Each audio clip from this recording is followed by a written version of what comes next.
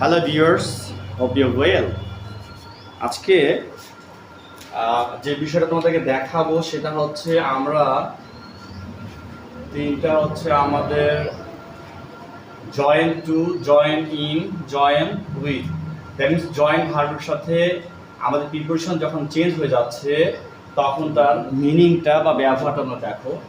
Join two হচ্ছে কোনো কিছুর সাথে সংযুক্ত করা। জয়েন টু হচ্ছে কোনো কিছুর সাথে সংযুক্ত করা। হ্যাঁ, যেমন দেখেন কি বলছে, join the pipe to the next one.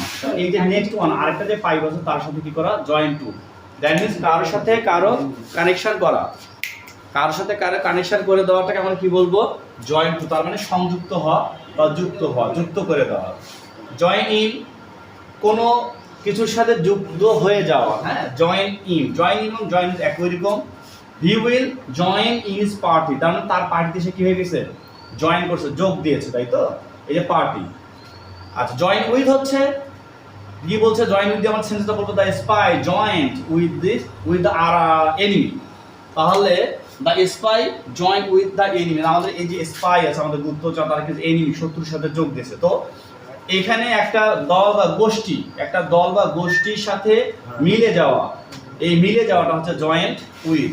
আর এইখানে কোনো পার্টি মানে কোনো টিম অথবা কোনো ক্লাসে বা কোনো একটা নির্দিষ্ট সংখ্যক মানুষের সাথে যোগ দিয়ে দেওয়া, সেটা হচ্ছে জয়েন্ট ইন।